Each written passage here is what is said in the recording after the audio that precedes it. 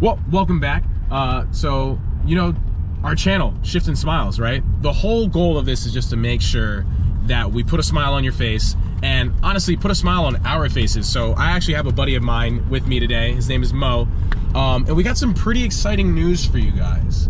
So recently, my man has delved into the unthinkable, to the unimaginable, and has finally joined the dark side of the world. And Mo, would you like to tell them what you did recently?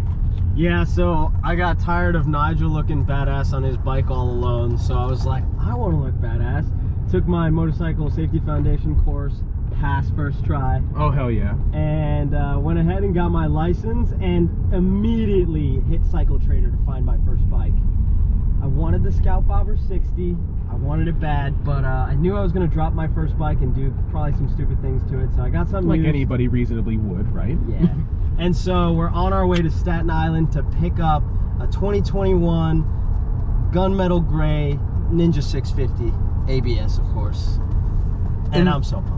Mind you, this is this man's first time riding, just completely, right? So he's done like 1 or 2 tries with me. We practice on an old 2007 Kawasaki Vulcan, but it's a cruiser, right? Ninja 650 is way different. You have yourself a crotch rocket, you have a 650cc engine. It's about 649, I think it is. Yeah, like we were talking about before, 31-inch inseam. So for some people, you might be tiptoeing the bike. For others, you might be able to flat foot it. But from what I understand from an ergonomic standpoint, the bike is actually a little bit more upright. So you sit more comfortably on the motorcycle. But aside from that, it's actually a good introductory motorcycle. Aside from it being a sport bike, compared to the other 600 classes, is actually a good introductory bike because it's not going to kill you, right? Yeah. There's a lot of opportunity where you can actually learn on it. And most of the power is towards the higher end of the rev limiter, so you're not going to get much power on the bottom, so you can be a little bit safer. And I was telling him before, like, listen, this is his journey, it's his choice what motorcycle he wants to have, right? I just want to be able to help educate you in terms of what it is that you're buying and learning about it, and at least like just teach tricks and everything and how to properly ride a motorcycle. At the end of the day, man, your journey is your journey. I'm just glad that we both get to rip it now. Yeah. Right? That we actually get to ride along and hang out. And again, this man just got his license 2 weeks ago. We're on our way to Staten Island. It's an hour ride. We are actually in the middle of traffic. Horrendous right now. traffic. Yeah, that's actually going to make it a lot longer for us, quite honestly. But that's all right. You know why? Because it's a part of the journey. It's a part of the fun. I'm glad that he actually gets to do it. Mo, I mean, what are you thinking about it, man? Like, what are your thoughts on just getting a motorcycle since it's your first time? Dude, I was overthinking it in the beginning so much. I was on Cycle Trader, liking everything in my budget. I was like, cruiser, Land Cruiser, crotch rocket, like, adventure bike. Like, what do I want? And at the end of the day, like, the content that I consume the most is definitely like sports bike content. I do love the cruisers. Like I said, I wanted the Scout Bobber, but ultimately, as a kid, I just wanted a sports bike, so I think I should fulfill that desire, or at least I impulsively want to. And so, yeah, I was overthinking it, man. I was looking at the R3, the R6, the Ninja 400, the Ninja 650, and like doing research on every little one. And I got some awesome advice from Yammy Noob, who was just like, oh yeah, dude, like, stop researching it. You're not even gonna remember half this stuff next week. Just pick one, make sure it's suitable for you, and roll with it. And I was like, you know what? I don't want 1,000 cc's because I'll hurt myself. I know I will. I know myself. I will do stupid things. And at the same time, if I got a 300 cc, I felt like I would just want to upgrade in a year or two because I learn things really fast because I get obsessive. So I was like, do I want to spend 4 or 5K and then just upgrade to another 8K bike 2 years later? So I went, let's go in the middle. I'll behave, I'll be respectful, respect the power, respect the bike, and you know, it'll last me at least 5 years, I hope. Yeah, and that's a great thing. I mean, again, he was trying to do as much research as he could, and just like anybody would, you're getting into motorcycles again, you're not in a steel box. So at that point, it's just like, all right, well, try and do a little bit of research so you know what you're getting yourself into. But yeah, dude, to Yammy Noob's point, man, like just go with it. Just get whatever bike you want. Don't worry about what other people have to say about it. And the great thing is we both get to be on 2 wheels now, right? And also with that, I think the great thing is we even talked about it at some points that you wanted to try and track your motorcycle. Yeah, I think that's definitely a down the line thing, but like I've taken my car on the track, so I definitely want to take a motorcycle on the track, but there's a big skill gap there, right? This is 4 wheels, that's 2. You know, So it'll be some time, but for sure, I think I have a bike that is definitely suitable for the track. The other cool thing, 650s sometimes outpace 1000s. Oh yeah? Because the 1000s require that high RPM, which if you don't have a long strip on the track, like if you have winds and curves, like that 650 acceleration is gonna do you some good. So there's some viral videos of 650s like ripping it past 1000s on the track, and they're all like, what the, what? You're gonna hit the power band way before they do. Yeah, You're gonna hit the power band. But we're excited to even be able to do this. I'm just absolutely thankful that he was even able and willing to consider saying, hey Nigel, why don't you just come along with me to just look at the bike. So we're definitely gonna show you guys what that looks like. So stay tuned, because I think it's gonna be a pretty interesting trip.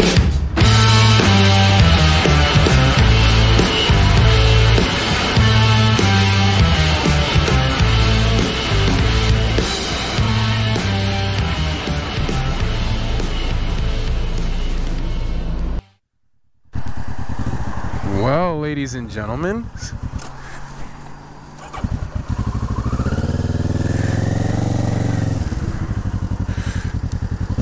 this is the fun and exciting part. Just got our hands on a new bike. This is going to be pretty damn exciting, but also pretty kind of freaking scary.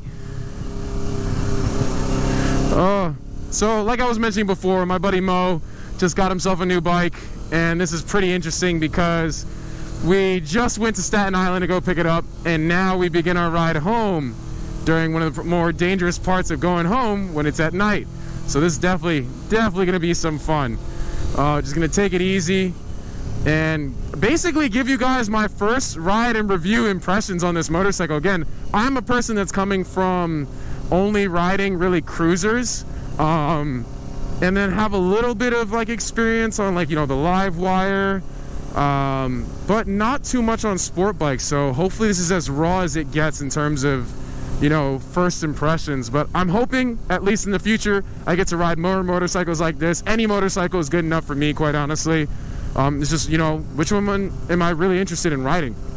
But at least for this is a 2021 Kawasaki Ninja 650 in the gunship metal gray, and my goodness, it's actually a pretty comfortable ride. I actually got to test ride it before. Unfortunately, you guys didn't get to see that, but it's been pretty good so far. It's got really good suspension. It feels very weight. I think it's roughly around maybe 400, maybe close to 500 pounds. I'll put the number right here. But yeah, at least getting to try this bike out, like, I'm excited, and I'm glad that, you know, with all anything, in all due respect, I'm glad, you know, my friend Mo is even comfortable enough with allowing me to ride this bike. I mean, we just got it. We just literally got the bike, and again, he got his license 2 weeks ago, so he doesn't feel the most comfortable with riding, and I get it. I respect it. So I was just willing to take the trip out. I mean, we have an hour back home, and it's a beautiful night. Thankfully, the rain held out for us and everything like that. It's been pretty good. But so far, the bike, in terms of ergonomics, like, I'm sitting a little higher up. Obviously, I'm in a more aggressive, sportier position than a typical cruiser, but I don't mind this, right? I don't feel like all of my weight is going forward. I feel like I'm actually holding myself a little bit more upright, which feels pretty comfortable right now. I'll let you guys know after like an hour of riding the bike. But yeah, ergonomics, in terms of being able to sit upright a little bit more, yes, it's a little bit more of an aggressive position. We do have aftermarket mirrors, so they're not doing anything for me whatsoever. So it's going to be a lot of this, turning and looking over your shoulder, which I do recommend. Regardless if you have mirrors, always get into the habit of looking over your shoulders. Whether you are a motorcyclist or a car driver, a steel box driver, please just look over your shoulders. Just look over your shoulders. Look twice, save a life. I'm sure you guys have heard that before. But yeah, at least for this bike, you have it topping out at around 13,000 RPMs, but it starts to redline at 9,000. I don't know much of the torque, like, you know, specifications for this, or the horsepower, but I'm gonna fill in all that information for you guys right over here. It's just, again, feeling how the bike is. First ride impression, so far it's pretty good. It's a little bit of vibration on the bum, so I know that's probably gonna bother me a little bit after a while, but it's good so far. It's good so far. I mean, I'm cruising in third gear. Probably don't need to be in third gear, but I'm trying to limit, you know, the amount of vibration on my bum. So, and yeah, it's a little It's not as torquey as you might think. Yeah, there we go. Okay, it's a bit forgiving. Can't wait to actually get this thing on the highway to see what it feels like, but it's dark out, so can't really do too much. And it just rained earlier today too, so oh no. Definitely got to be careful with the road, and we're in New York, so it's definitely gonna be more fun riding, I guess.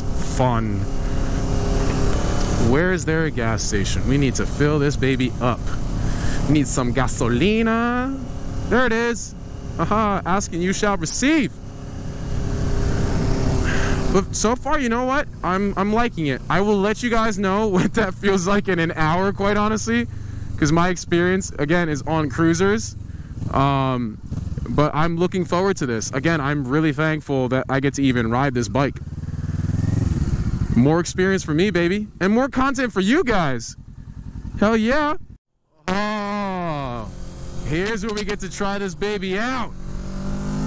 Wow, this is actually pretty smooth in suspension. Like, it's a little bumpy, but when you actually hit the holes, it bounces, but it floats when it bounces. It's not like it smacks you around. It's just like a little bit of a cushion, like a beanbag almost. Not a beanbag, it's probably a little bit stiffer, but like, my goodness, this thing's actually pretty nice. And the power band's up there, man. The power band is up there. So far, it feels pretty nice. Like, it's very nimble. Like, it just wants to go. It just wants to put you there. Obviously, it's not the fastest bike, and that's not what I'm looking for. I mean, I'm looking for my skill level, like, please. Also, with that being said, like, this is a good bike to get your kicks on, man. Definitely a good bike to get your kicks on. Oh, he's definitely gonna need to find a way to put polyurethane bearings in this fork, I think it is. Again, not too familiar with sport bikes, but I'd imagine bike is a bike. He's gonna have to find a way to stabilize this a little bit more and like dampen the, not stabilize it, but dampen the vibrations. I don't know what it's called, but that crossbar that normally goes there for sport bikes, I'm gonna recommend it to him, so he can definitely invest in it just to lessen the vibration of the motorcycle, because wow, in the hands it vibrates a lot. It vibrates a lot. And again, this baby's potential is up towards 8,000. You don't get much until you hit 8.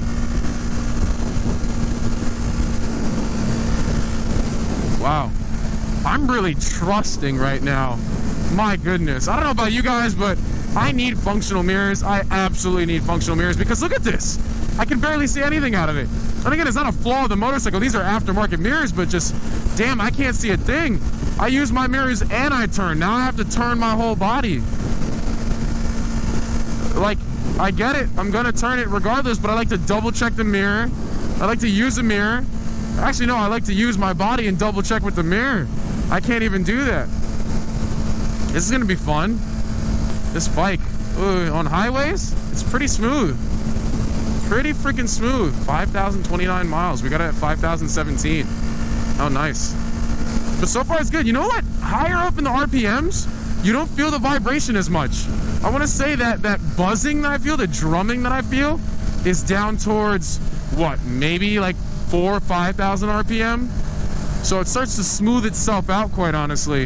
And I'm happy about that, that it smooths itself out.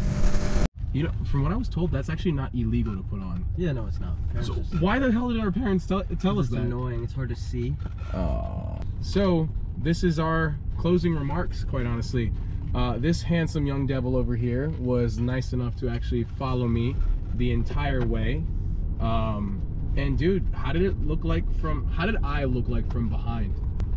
I'm gonna keep it PG for the vlog. But no, you look sick, dude. I mean, obviously rain is not great condition to ride in, but the wet road, the wet tire on the silver, like, it just looks so good. Plus, when we were racing a little bit, I hope no officers are on this. We didn't do that. Yeah, we didn't do that. But when we didn't do that, no. Yeah, we didn't do that. But when we hypothetically did that, it was sick, dude. Like, you flew past me, and I was just like, oh my god, that bike is so sick. And then I was like, oh wait, that's my bike. Yeah, yeah.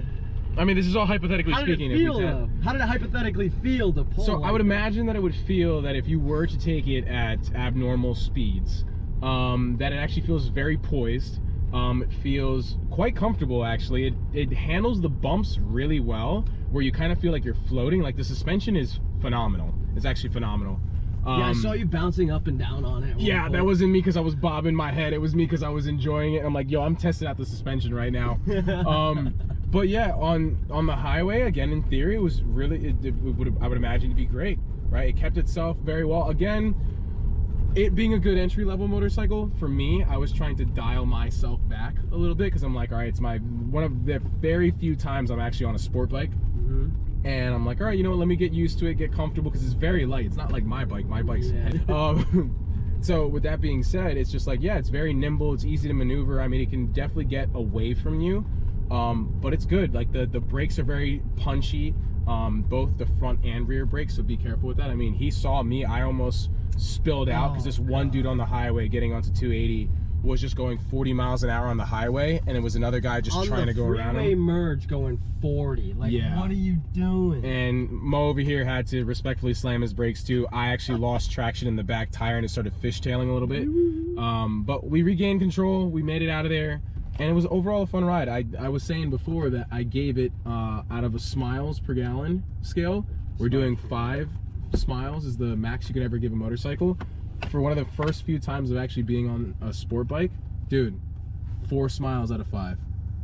Wow. I'd actually say 4 first smiles. Real sport bike ride, 4 out of 5 smiles. Yeah, it actually feels like you can actually have confidence on it. And again, trying to pin it, it's very forgiving. It's not like it's gonna just get out from underneath you. It's gonna actually keep its character, keep itself very well, and actually allow you to play around with it. So you don't think it'll like jump you into a wheelie if I throttle it too hard? If you held the friction, like if you held the clutch and punched the throttle, you can wheelie any bike, right? But this one, if you were to get on it, it might lift up like 2-3 inches off the ground for you to say, oh shit, I wheelied. But I mean, a wheelie, you got to get up a little bit higher. Yeah, no, you really got to get up there. Other than that, man, no, I think it's actually a pretty good bike. That's phenomenal. I wish the roads were dry so you could really have some safe fun with it, but dude, you're the first person to ride my bike, not even me. Thank you, man. No, thanks for driving it back for me. Thank you. I appreciate that a lot. And it was nice to have a true expert with you when you're buying a bike. Oh, gosh. I don't even know if that's a service you can buy, but I got the best one. Well, thank you, man. But we'll catch you guys next time on Shifting Smiles.